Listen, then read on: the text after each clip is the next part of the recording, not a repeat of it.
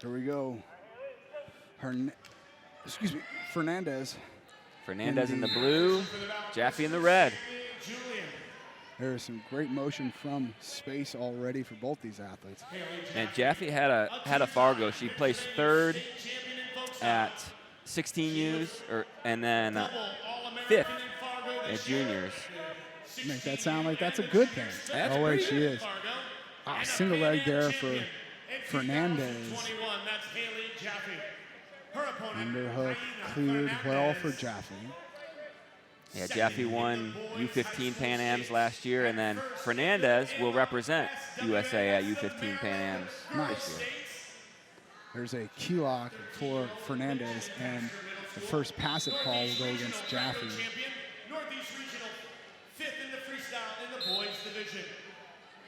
So, She's an All-American national champion. single leg for Jaffe, stopped well by the head and hands of Fernandez, and something tells me, unless something drastically changes here in the next 10 or 15 seconds, they're probably going to hit Jaffe again for that passive and put her on the shot clock.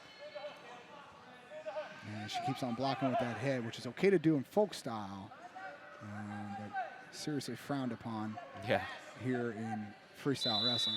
And like I said, red will be on the clock here. Jaffe will have 30 seconds to score. Oh, single leg from space, re-attack there for Jaffe. Can't quite get a bite on a leg. And there's another single, and Jaffe comes out of this shot clock firing, but the head hands just too solid for Fernandez.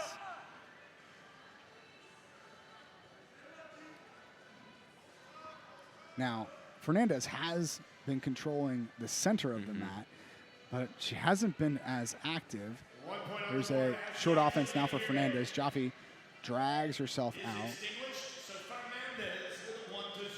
And you got to think that if there's no score here soon, that they'll probably hit Fernandez with a shot clock warning, passive warning here to end the first period. 2-on-1 now for Fernandez. And good job by Jaffe keeping her behind towards the center. And there's the passive for blue.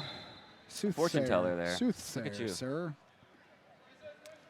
Yeah, Fernandez is doing a good job of locking that right arm up of Jaffe. Yeah, key lock.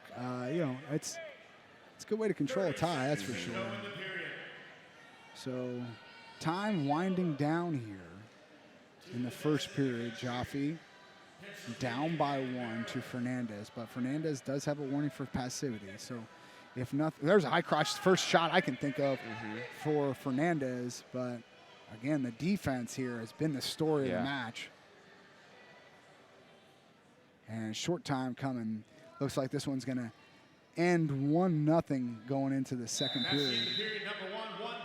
So Jaffe hustles her way over to the corner. Fernandez will meet her coaches in the corner. Yeah, very, very limited offense. Well, I don't know that it was for a lack of trying. I mean, both these gals kind of fired off on a committed attacks. It's just that both their head and hands are really, really good. Yeah. Yeah, they're certainly wrestling hard. Hard hand fight. Yeah. And so it'll be interesting if conditioning comes into play here at all. Whatever. It's August. Yeah. Who's in the best shape in August? Could be interesting. Me, I could go tomorrow, coach. Put me in. Over tie now for Fernandez. Jaffe. Oh, no, excuse me. That's a kind of a modified slide by she's holding on to there. Underhook now for Jaffe. That's her first real control tie of the match. And they're going to probably talk to Fernandez here soon about being passive. Yeah. So this will be Fernandez's shot on the shot clock. See if she can turn it into. There's a single leg, keeps her head to the inside, sits it back, and can't collect the second leg yet. Doesn't need to go behind, gets a takedown and turn for Fernandez. So maybe being on the clock was just the spur that she needed. 2-0 for Taina Fernandez. Gut looks loose, but man, you want to talk about transitioning from takedown to turn. She didn't even let Jaffe get a chance to belly out there. She went right into her gut, and that is a well-trained athlete. Yeah, Jaffe, you know, fighting that, trying to not give up the takedown, fighting that so long, then she lets her defense down just for the split second. Yeah. Fernandez transitions to the gut wrench. And again, that's good training, right? Like that's, yeah. This is what you're seeing. The level of high school athlete is just jumping levels. I mean, I think, you know, a few years back, we might not have seen that from some of our younger athletes. Right. There's short offense. And let's see if she goes over on it. She's tilting herself pretty well.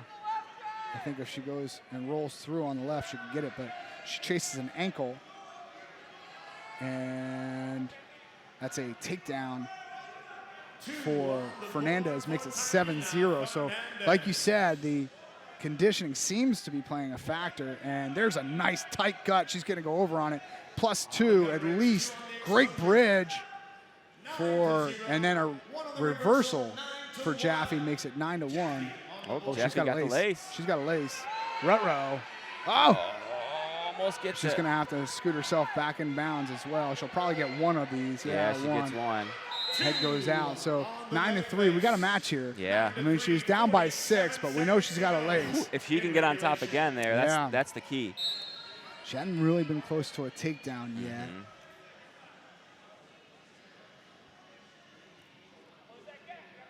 And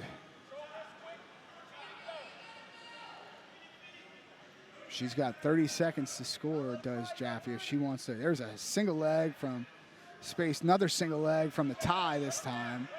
And her head keeps on getting caught. She's doing a good job of kind of keeping it outside, but she's only got 20 seconds left. And Sammy Julian blows the whistle. They'll go back up to the center, 9-3.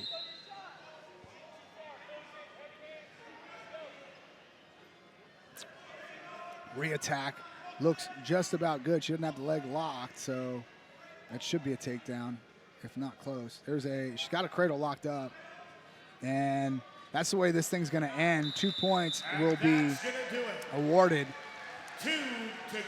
So Fernandez wins 11-3 here in what turned out to be a pretty high-scoring bout after the first period. Yeah, and it, you know, really started from Fernandez being put on the clock, getting that takedown, transition into a gut, as we'll see here. Yeah, look at this. Watch her. She doesn't give her a second to think about the takedown. She drops right into a left side gut. And